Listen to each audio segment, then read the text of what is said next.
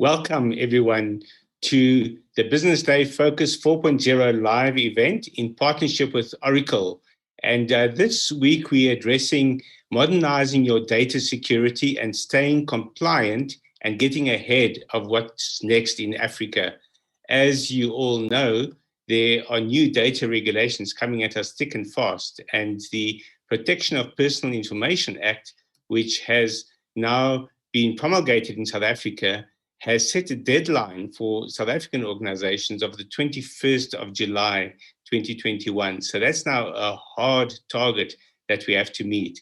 And this webinar will explore how business leaders can ensure compliance with data regulations while staying on course to achieve business goals, and specifically through building better data security into their digital transformation strategies. And you'll get a good insight into the connection between data security and laws like POPIA, the Protection of Personal Information Act, GDPR, the European Union version of that, and also the Nigerian equivalent from the NIT, the National Information Technology Development Agency in Nigeria. And I'm delighted to let you know that we have a representative from that organization with us today as well. I'll very quickly tell you who our panelists are, and we'll come back to them shortly. We are joined today by Ntubedzeni Nemasisi, the Executive for the Promotion of Access to Information Act at the Information Regulator, South Africa. He's joined by his colleague, Sizwe Snell Kamtuze, from the Information Regulator. But I must just alert you that Sizwe is talking to us from the Cape High Court, and there are very thick walls in that building, so his signal is not the greatest. So please bear with him if he comes and goes. And then we have Sandhya Ramdani, the Legal Director for Oracle in South Africa and the SADC region. Simon Nare, the Senior Manager for Technology Security at MTN, who will give us a good insight into how large enterprises are dealing with these regulations. And then the star act is Dragan Petkovic, the Business Development Manager for EMEA Security and Systems Management at Oracle. And he's going to start off by setting the scene with a presentation that he is going to share with us. Over to you, Dragan. Well, thank you very much. I do hope you see my screen. So my name is Dragan Petkovic. I work in Oracle EMEA as a Security Solutions Director, and I'm not a stranger to South Africa. So I've been to South Africa quite a few times. I met many of you, and I'm a big enthusiast on privacy, GDPR, POPIA, and similar acts. Yeah. So let me tell you a little bit about myself. So I've joined Oracle 10 years ago, and there is a bit of a quiz immediately for you. So it was 10 years journey, and there is a song, the more things change, the more they stay the same. So if you have a chat ability, you can try to guess whose song is this. So I started, as I said, in 2010. And if you looked into 2010, it was all about the stolen credit card. That was the big thing in cybersecurity. So it depends whom you talk. There would be like $100 to $200 billion actually worth of cybercrime industry that was related to stolen credit cards. That was 10 years ago, and it was bigger than all the drugs, stolen phones, stolen cars, car parts, human trafficking, and so forth. So actually cybercrime was bigger at the time, and specifically into the credit card industry. And, to purchase at that time, $50 is what you would require to get the stolen credit card number. Yeah. So big business. Yeah. And then 10 years later, if I look about the same stolen credit cards, you can purchase this time for a matter of cents. Yeah. So this industry, I would say, almost collapsed because of the better security measures. But if you look what's hot now, what's happening, it's all about the privacy regulations, fines, and so forth. And as you know, we had GDPR, which was enacted in 2018. And So far, the largest fine up to date is $50 million. And this $50 million was issued to Google. So it was more or less expected. You know, there are quite a few companies like social networks that live off our personal data. This is how they make money. But this is not the only fine that Google got. Yeah, Google got another fine. This one's from the French regulator. There was another one from the Swedish regulator, and this one was for $8 million, 8 million euros. And this one is actually far more interesting to me. The reason why is, if you are a privacy enthusiast, you would remember the court case in 2012, Google versus Mario Costeja Gonzalez, and right to be forgotten. So this gentleman actually wanted that he to be excluded from Google search, and he managed to do this in European Union. But the moment you go to other countries, you will still be able to search and get information how he defaulted his debts. Now the thing is, Google, European Union, Mario Costeja, they tried actually in American courts and they lost. But in here, the right to be forgotten was enforced by the Swedish regulator and for all over the world. And this is the thing, this is how GDPR has global reach. So if you look up only on 2020, we are right now around euro 180 million of the fines issued. There were 220 fines.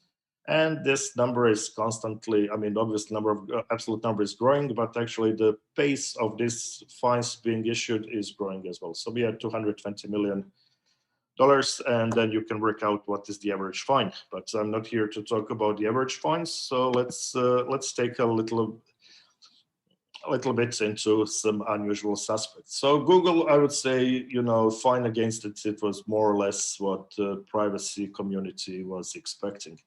But there's some brands here that are quite different. And this tells that the reach on GDPR is not only by deliberately abusing personal data, it's the things that can happen by mistake. So let's talk about, if you're a fashionista, there is H&M, the German chain. They were issued 35 million euro fine by German regulator. And the reason why they were issued this fine was because they were collecting personal data of their employees. And this data was being given to all the management. So imagine, yeah, if you're a manager, you would have access to the personal data, family status, sicknesses, and so forth of certain employees. So obviously, regulator did not agree with this, and they issued a fine. So what H&M could have done better is practice minimum privileges in accessing the data. Very similar case is in this Portuguese hospital. That's the logo on the low left corner.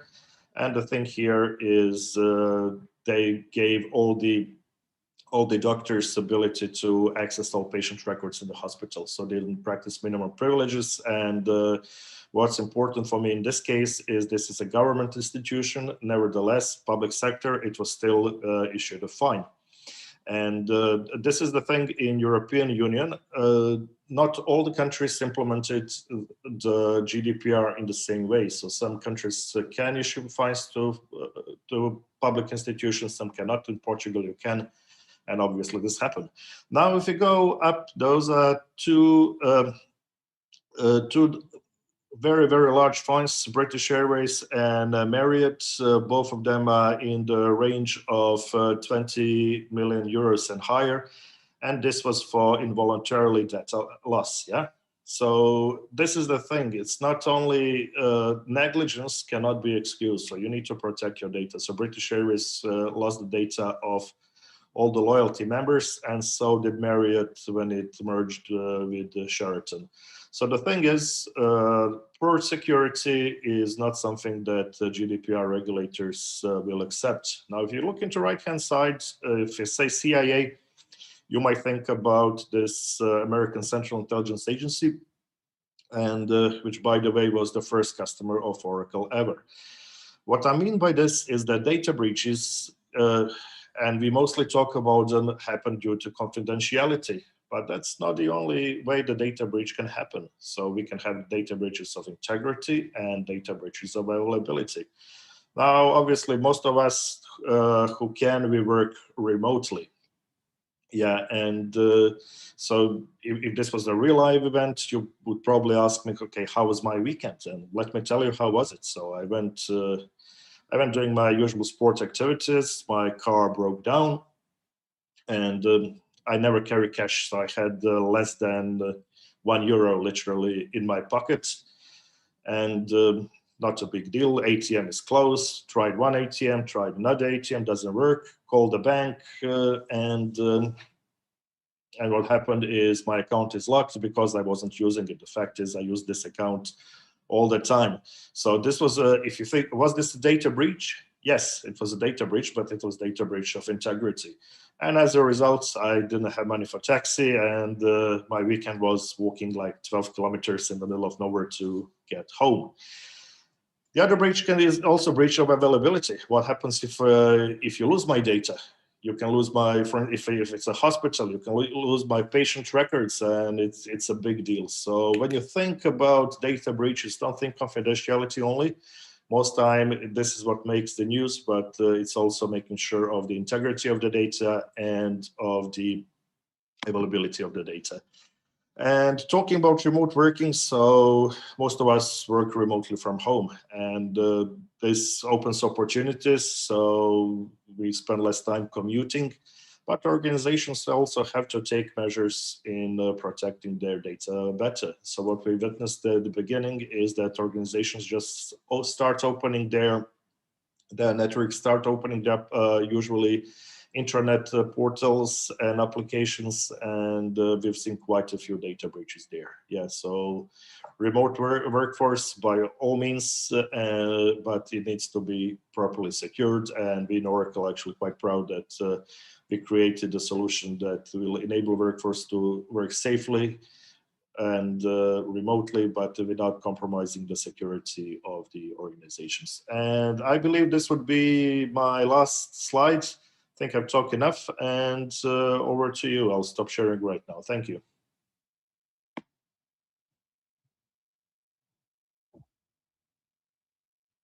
Thanks so much, Dragan.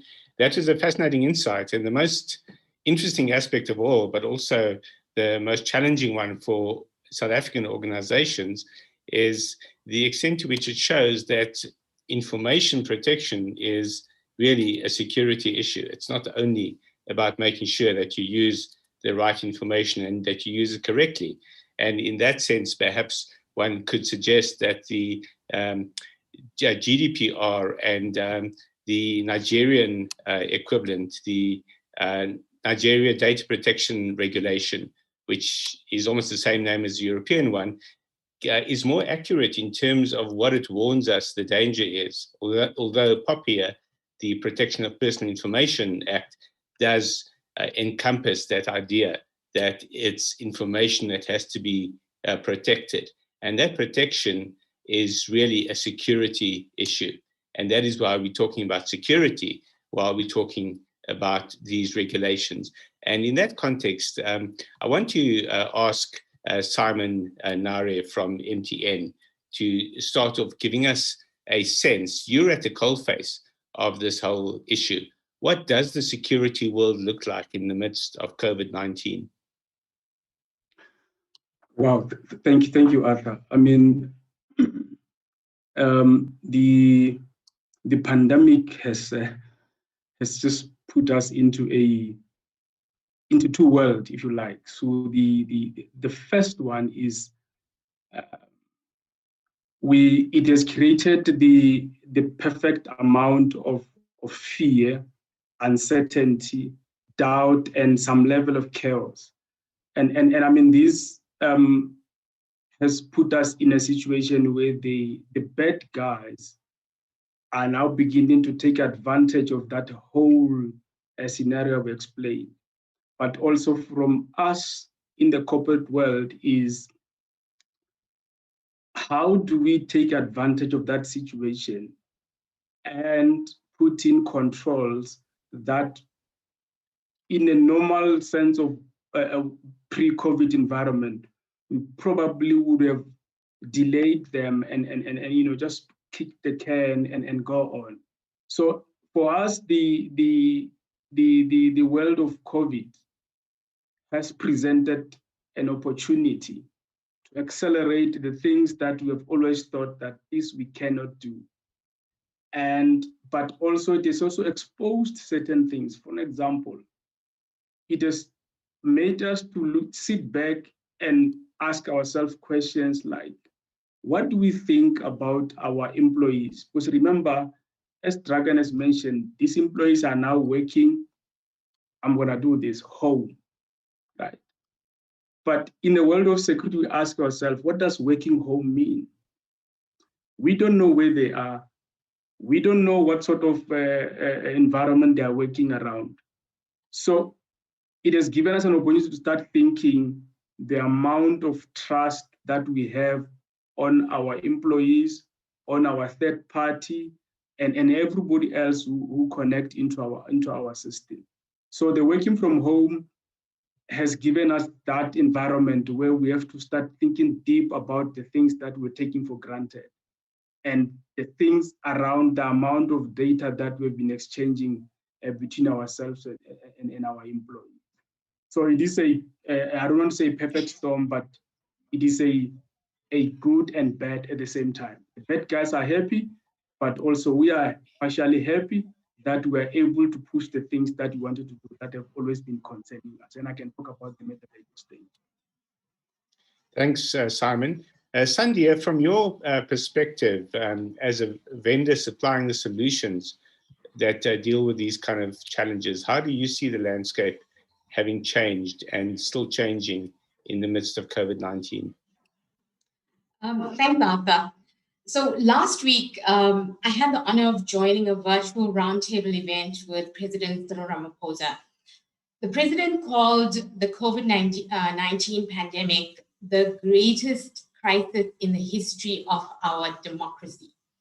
South Africans have felt the devastating impact on the pandemic in so many levels. It affected our health, the health of our loved ones, and the pandemic has pretty much changed our economy. It's caused job losses, business closures.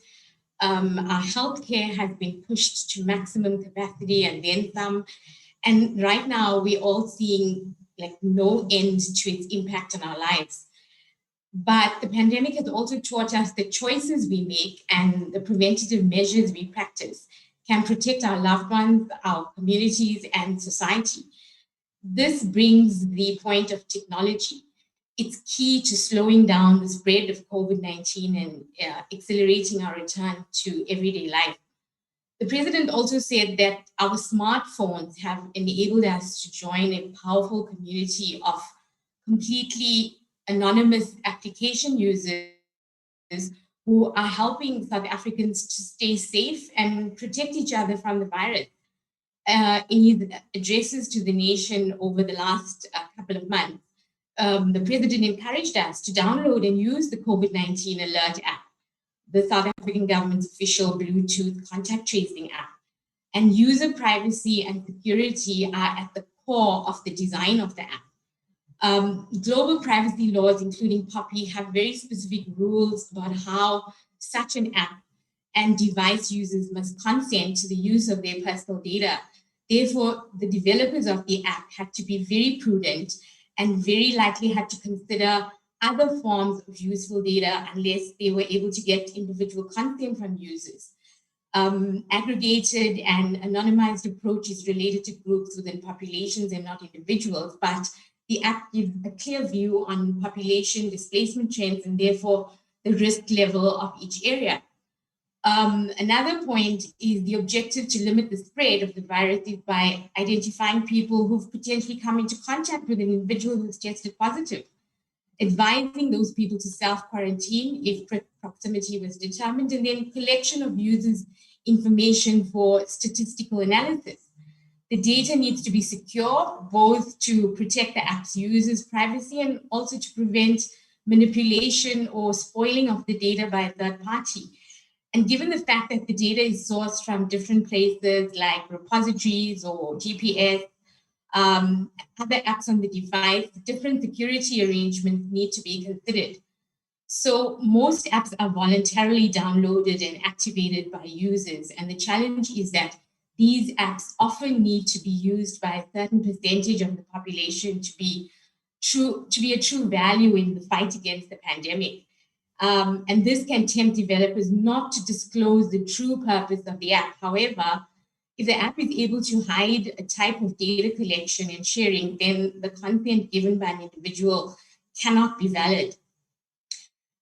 In the case of our government, the app needed to explain which types of data are collected, how is it collected, and what the goal behind the collection is.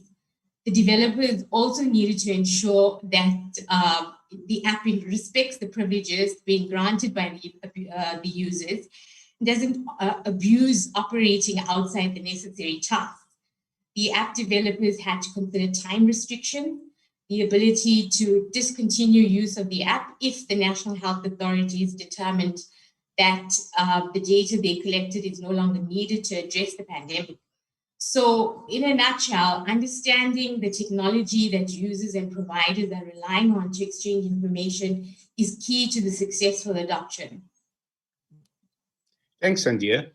I'm going to turn to Ntubedzeni next to give us a sense of how that aligns with the regulations, particularly in the light of the fact that so many organizations are embracing the cloud and cloud computing in order to survive the pandemic and to maintain business continuity. And this app is an example, in fact, of the cloud being used to almost manage the pandemic nationally. But how does cloud computing align with data sovereignty rules in terms of some categories of companies and some categories of data not being allowed to have data stored offshore? And Ntubedzeni? Thank you, Arthur, and Member Snell will join me and add on this. If you look at the data sovereignty rule, obviously it's a country-specific requirement that personal information of data subject should remain in the country in which it was collected, and it should remain within that borders. And this rule is actually applicable in South Africa, Arthur. And if you look at Section 72(1) of POPIA, it provides that the responsible party in the Republic may not transfer personal information about data subject to a third party who is in foreign country. But there's an exception to that rule, that in which we are saying that personal information should not be transferred to a third party. The exceptions, there are about 5 exceptions to that rule. The first one is that the first requirement is that the third party who is in the recipient of the information must be subject to the law, binding corporate rules or binding agreements, which provide an adequate level of protection that effectively uphold the principle for reasonable processing of information that are substantially similar to the condition for the lawful processing of personal information related to the data subject. If you remember, POPIA introduced about 8 conditions for lawful processing of personal information. So what the requirement here, the exception to the rule that you should not transfer information outside the country is that if you want to transfer, it means there must be a law that might be similar to POPIA, and which with similar also to those, or in compliance with those 8 conditions of lawful processing of personal information. And also, if there's a contract, so the contract must be drafted in accordance with those 8 conditions. So there must be some element of similarity. So that's the first exception. The first exception with regard to the transfer of information outside the country is that the data subject must consent to the transfer. So as the responsible party processing personal information, what you need to make sure is that before you transfer any personal information, obtain a consent. That's one of the exceptions. The third exception to the transfer of personal information outside of the border is that the transfer must be necessary for the performance of a contract between a data subject and the responsible party, or for the implementation of pre-contractual measures taken in response to a data subject request. And then we'll move to the fourth exception to that rule also is that the fourth requirement is that the transfer must be necessary for the conclusion or performance of a contract. So if there's a contract between the parties and that contract is concluded in the interest of data subject, therefore you can actually transfer that information.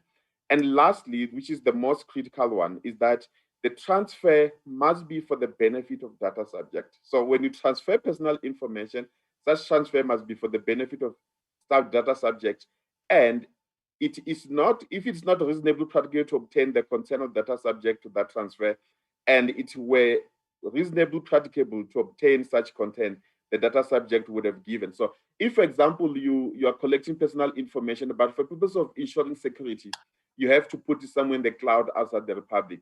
But that transfer of that information in the cloud, which is outside the country, is for the benefit of data subject. In other words, you're trying to secure that personal information. And also, you know that obviously there's none of those data subject would have refused you to transfer if it was practicable possible for you to ask them to consent. Therefore, you can transfer. So those are the exceptions to the general rule, which you call it the data sovereignty rule, which prohibit the transfer of personal information outside the country. So if you meet any of those 5 requirements, then you can transfer information outside the Republic. I'll pass it to my member Snail and see if you've got additional information that you can add on this aspect. Thank you. Thank you. Yeah, I think Mr. Namasisi has basically encapsulated all the requirements that we have in terms of the POPIA.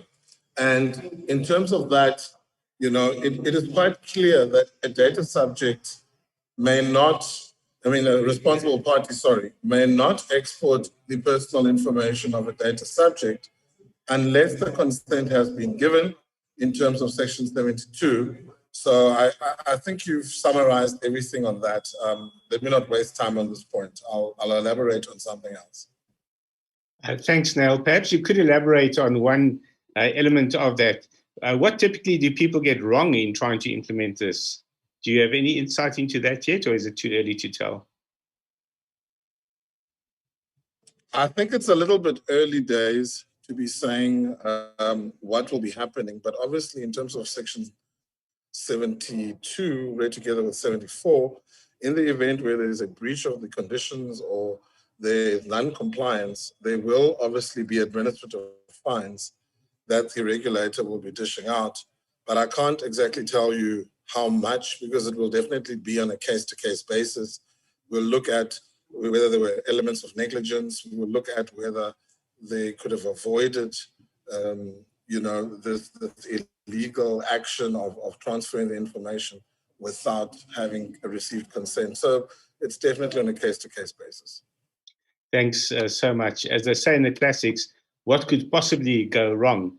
And to give us an idea of what can go wrong, I'm going to turn back to Dragan to ask him what have been the main factors behind the major data breaches we've seen at large organizations. He's given us quite a few examples of the categories of breaches now, and also some of the high-profile data breaches that we've seen. What is actually behind it? Why does it happen? What are the main factors behind it, globally and in South Africa, Dragan?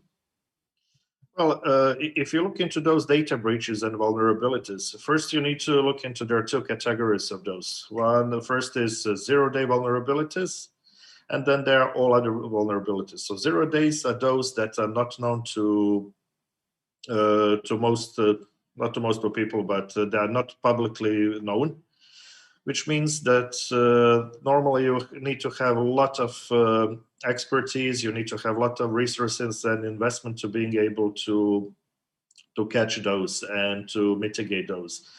But most of others are falling into already known vulnerabilities. And if you go a step further and you look into one of the biggest data breaches ever, this was the Equifax, where data or financial data of 170 million Americans was exposed. So literally every adult American has his data exposed.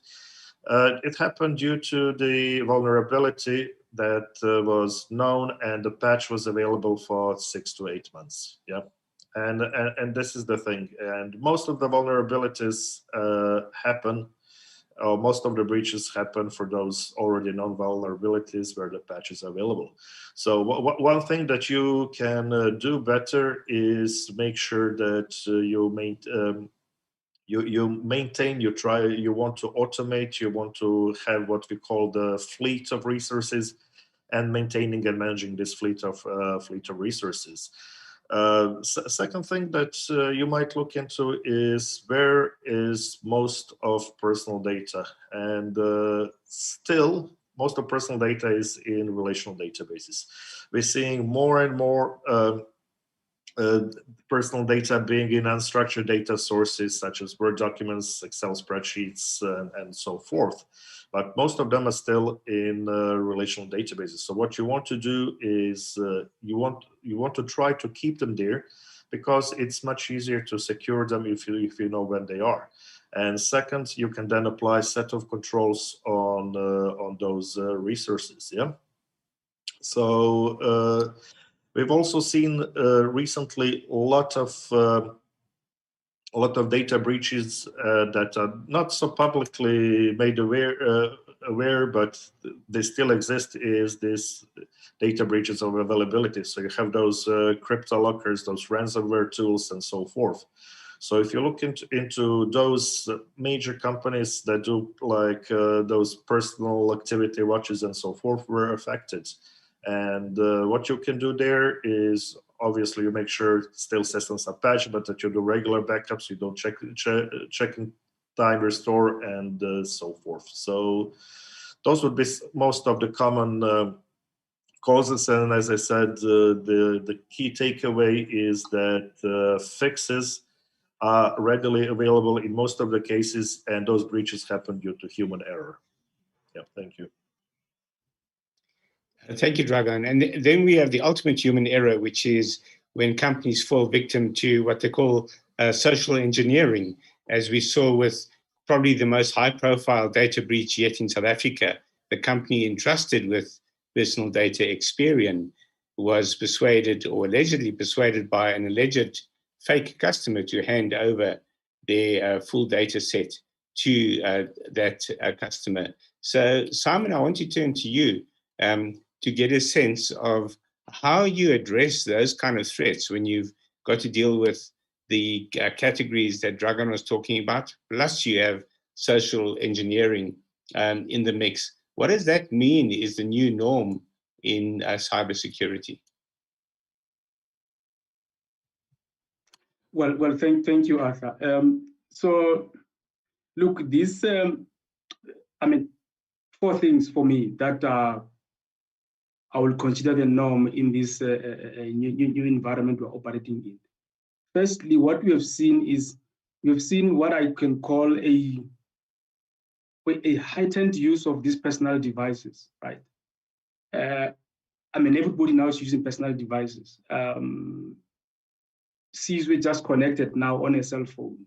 Some of you are connected on laptops. You are sitting on your own home network, right? You start thinking about it right there. Secondly, think about the amount of data, those of us who are working from home, the amount of data, even sensitive data, that we're transmitting out of our own network at home to our corporate environment or to any other part of the world, whoever we are talking. Think about that. That's the second thing is what we've seen is the types of attacks that normally will be focused in a corporate environment, in the land, have literally changed. I don't know how many of you have been in an environment where your Zoom or any other collaboration platform was just, you've just seen somebody you've never known and they've done things you've never expected. So those 3 or 4 things I've mentioned, Arthur, really talks to the norm that we're in. So what we are seeing here is that a holistic end-to-end data security, it's just becoming integral. What we have also seen is that the traditional boundaries, what in the technical world we used to call them perimeters, have literally been shattered. There's no more perimeter anymore. So we don't. So. And I don't want to get to my other point in the next coming part of the discussion, but the reality is we have said ourselves, and we started this thing 2 years ago, where we said, from henceforth, we're not going to trust anyone. So we're not going to trust remember, we're a telecom company. We're not going to trust the device we give you to connect to a network. We don't trust it. The notebook that we're giving you to access our email, we don't trust it. You, as our employee, who we have vetted, we have done everything, we have even given you an employee number. Listen, we don't trust you. That whole, that way of thinking, think about it. If your environment, when you don't trust anyone, what do? You start becoming a little bit paranoid. But in our world, we've said, we don't trust anybody. So if we don't trust anybody, what it means is every single device, every single employee, every single third party who connect into our network must be subjected to a thorough assessment as to whether do they really qualify to connect into a network. And so I don't want to get into the type of controls that we put, but what I'm saying is the world that we have been put in now by this COVID environment is just accelerated what we've always said. Listen, we need to move away from this thinking that once you connect on the LAN, you're connecting the corporate network, you're okay, you can navigate, you can do everything that you want. That other has ended. What we are saying is that people connect anywhere in any part of the world. They connect using all sorts of devices. We don't trust them. They need to be subjected. And I can tell you later about the type of controls that we put in. But this is really the world that we're living in now. Sandia, I'm going to ask you to expand on that in terms of the controls that you put in. What measures can be taken to minimize these risks? So, Arthur, by making a commitment to a unified approach to security, I think, and then doing what's necessary to operationalize it, organizations can establish a better security model for the next normal. Whether we see COVID-19 as forcing an abrupt shift in the way we think or operate, or merely accelerating trends that were already underway, it's clear that the future is unlikely to resemble much of the past. From the surge in remote work to the rapid embrace of the cloud and automated technologies, the changes that we are seeing are enabling new levels of operational flexibility that organizations are unlikely to want to give up moving forward, even after the pandemic. The pandemic has thrown us now this unanticipated curveball. So every organization has a plan for disaster recovery and business continuity, but few of these scenarios account for employees not being able to go into an office at all for extended periods of time, or for not being connected to a data center. So for many organizations, the cloud has suddenly become the only way to scale remote access quickly enough for a work-at-home workforce. Businesses now need to develop a collaborative culture amongst the different functions. And the hardest part of the paradigm shift isn't technical, it's more cultural, in my opinion.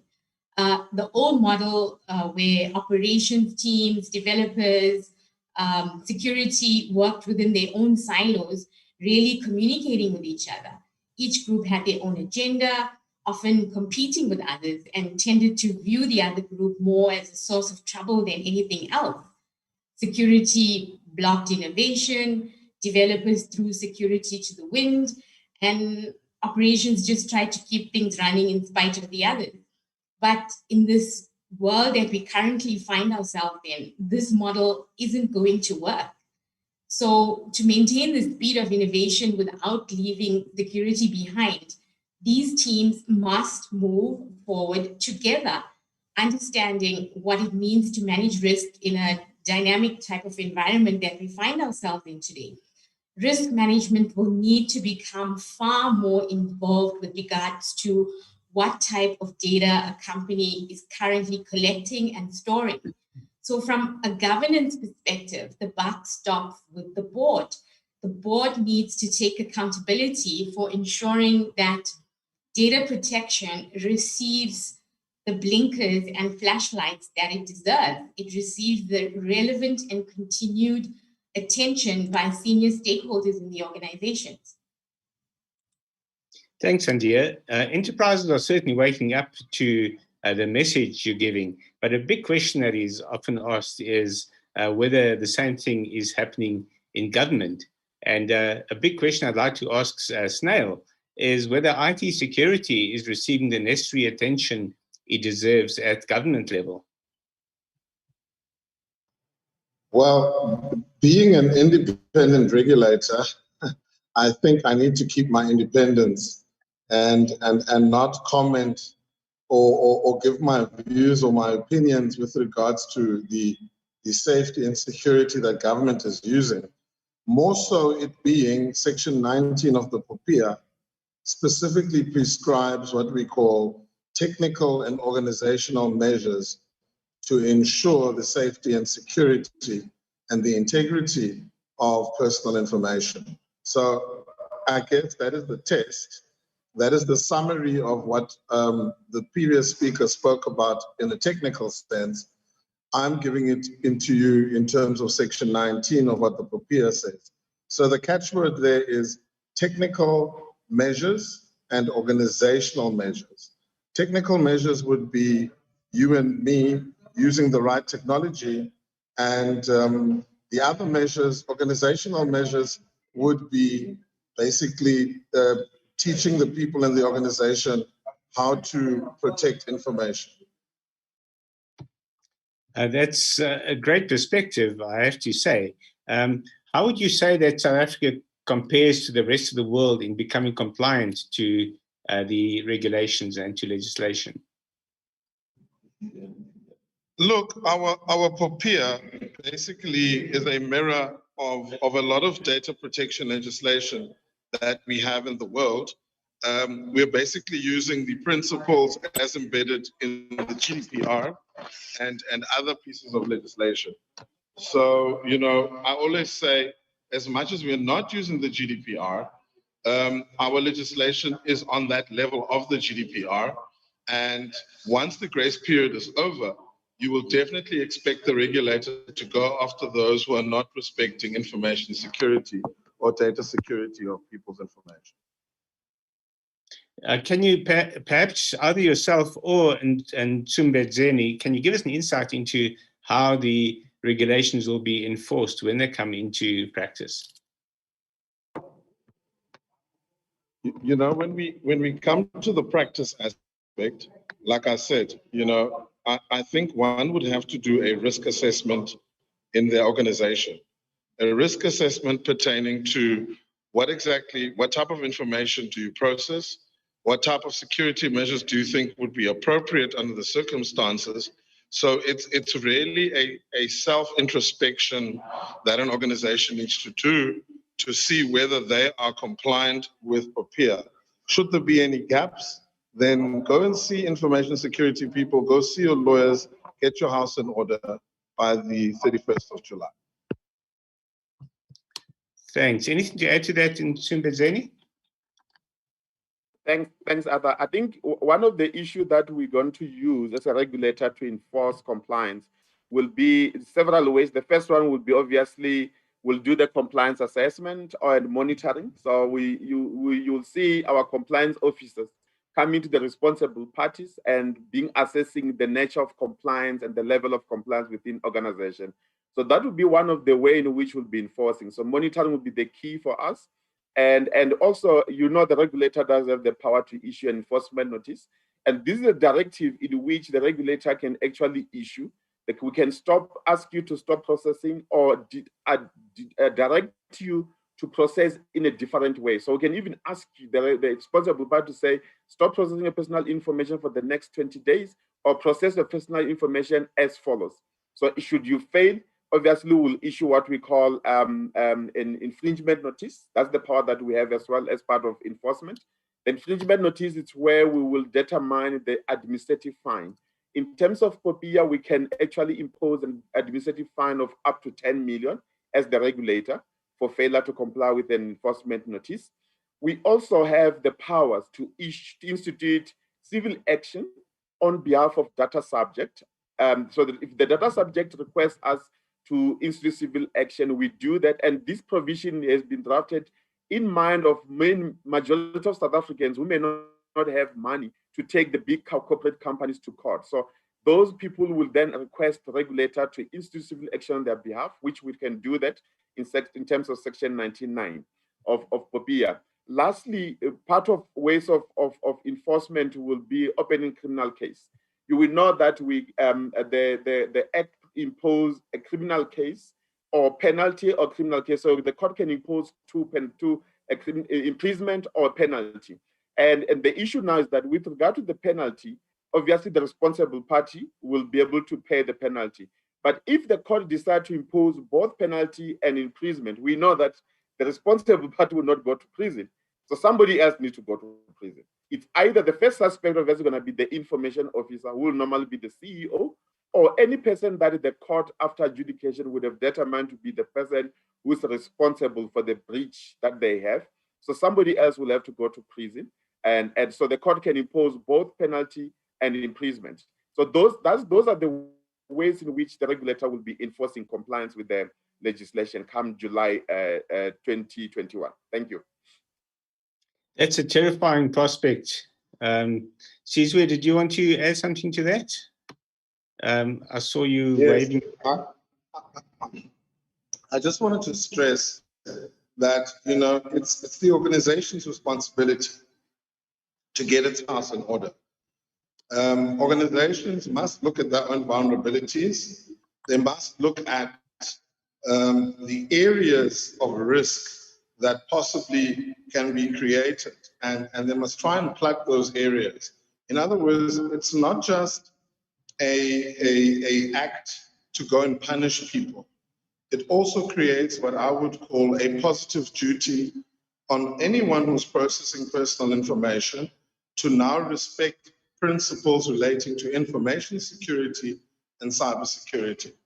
I always say that cyber criminality and cybersecurity, they are family. They're not brother and sister, but they're cousins. They have a common ancestor called vulnerability.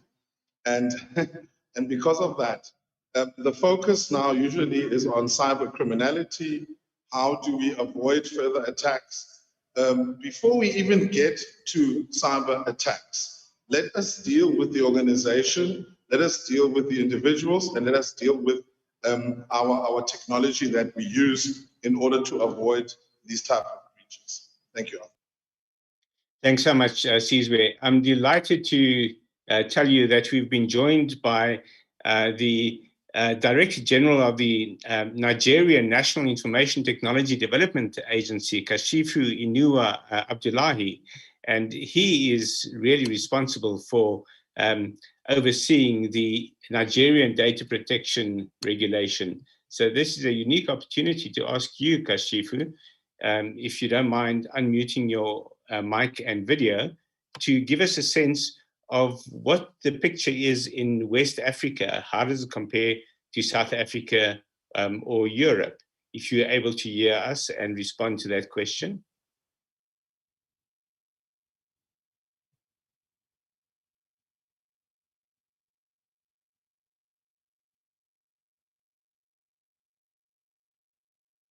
Okay, Kashifu, we see your video is coming on. We still don't have sound from you.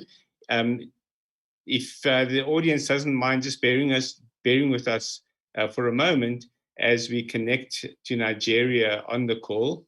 I think we've got connection challenges.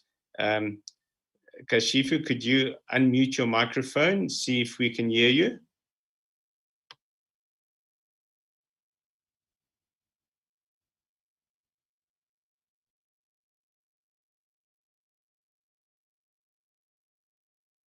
Kashifu, we're going to go to another question before we come back to you.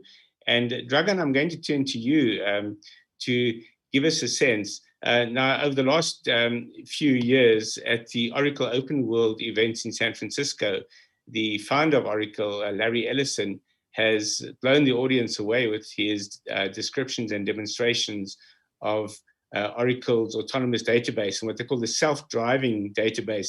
That seems to be the ideal solution to the challenge of the complexity of managing governance of information and data. Can you give us a sense of what tools are available in the cloud to assist in maintaining compliance, that the CEO doesn't have to worry every day about going to prison? Okay, so if you look into cloud security, you need to look into three aspects of it.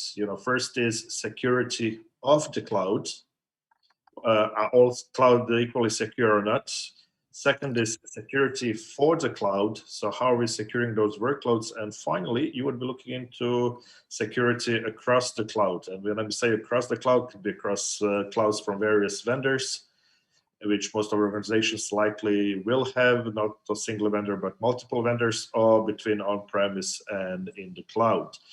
So if you look into security of the cloud, there are two key takeaways that we were doing in Oracle. One is isolation of the workloads, and when we were designing OCI Generation 2, key thing was making sure that your workloads are isolated. If there is a compromise, that this compromise does not affect other tenants in the clouds. Now, you all heard of concept of noisy neighbors.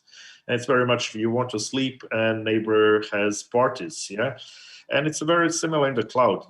Cloud is, in economical terms, is about our subscription, yeah? So if you actually share the same processor, for instance, with or same virtual network with another tenant, then what can happen is it can simply affect your workloads.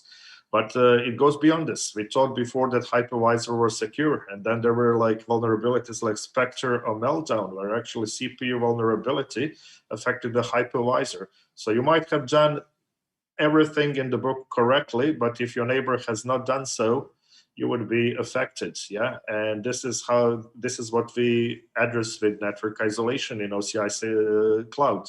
Second thing is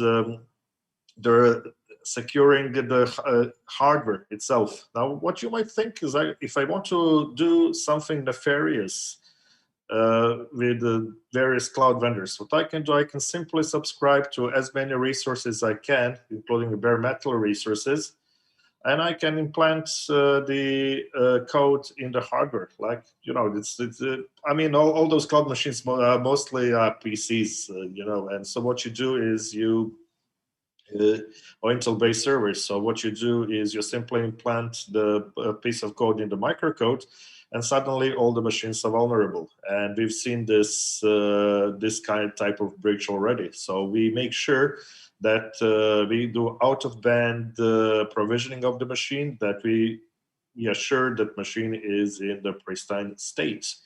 So that's the security of the cloud. Then you have security for the cloud. Yeah. So when you talk about security for the cloud, I can quote Gartner, which was increasing its predictions that 99% of all data breaches that happen in the cloud by 2025 will be end user error or customer error. We all know about share model. So what we do here is we try to automate as many things to prevent this human factor to happen. So we have CloudGuard now. CloudGuard looks into vulnerabilities and the common misconfigurations. Example is this big ride-sharing company that had its data on the public buckets. Now, what we do is with the CloudGuard, we look into simple misconfigurations, so more complex one, and we alert and we can fix it automatically. And then we introduce the concept of maximum security zones. And maximum security zones do not even allow you to for instance, to have a bucket open to public. So actually there's your security policy, which was enforced, and actually you cannot change it. And this way we ensure that this human error is minimized. And finally, you mentioned the autonomous database. So it's all about self-driving, self-patching, self-securing, and additionally data safe, which helps you to prevent misconfiguration of databases, database cloud services, autonomous database obviously is covered, and so forth. And it also gives you information about your sensitive data. And first thing about privacy is how are you going to secure something in terms of privacy if you don't know where this personal data is. So it helps you a big day there. And then finally, you talk about security across cloud. And here we talk about making sure that you have practice minimum access, that you have multi-factor authentication, single sign-on across various clouds federation with identity cloud services, or protecting your workloads, which can be like Oracle or non-Oracle workloads in the sense of configuration. Artificial intelligence is used actually to look for the anomalies, and one thing we were able is actually spot anomalies that which were like zero-day attacks. Thanks, Dragan. Just checking if Kashifu is able to hear us and join us via audio. Are you with us, Kashifu? If not, I wanted to mention, Dragan, that this sounds like an episode of that TV series, The Weakest Link. And I'm going to ask Simon actually to give us an insight into that issue. What is the weakest link? Is it the user? Is it applications, database, servers, networks? Where do you see the weakest link, Simon? Thanks, Arthur. I'm afraid to say that even after so many years, the user is still the weakest link, unfortunately. And I mean, for example, if I focus on some of the examples that Dragan gave around the vulnerabilities that we've seen, that were used to cause some of the major breaches, ultimately at the core of it, there's a user somewhere involved, because if there's a 0 day and you need to do something, you have to make sure that that is done. And if they don't act on that 0 day, then the user becomes the first point that has made a mistake in that whole environment. And you talk about what you are seeing now in the COVID environment, where there's a lot of phishing campaign, and ultimately what those attackers want is to get the user's credentials, because once you get that, you've got the keys to the kingdom. So yeah, I'm afraid the user is still the ultimate target. Whether that user is an is a CEO or whatever the role they play, if I manage to get their credentials, I can upload any amount of data that I want in an environment. So yes, the user is still the weakest link. Thanks so much, Simon. Apology that we couldn't get Kashifu to go live with us. We appreciate him attempting to link with us, but it highlights the challenges that we face in connecting across Africa. I want to thank the panel for those really deep insights and that incredible knowledge that they've shared with the audience today. And thank you to you, the viewers, for joining us this morning. A recorded session will be available, and further information is going to be included in a thank you mailer that will be sent to you after the event. So watch out for that. And a special thank you to Oracle for their partnership in this series. Don't forget to register for the next Business Day Focus 4.0 Live, which will take place on the 26th of November. And more information on that webinar is available on the Business Day Focus 4.0 website. Meanwhile, good luck with compliance and not being a member of a new series called Who Wants to Be a Prisoner as a result of data compliance issues. I wish you luck out there. Thank you very much, everyone. Thank you.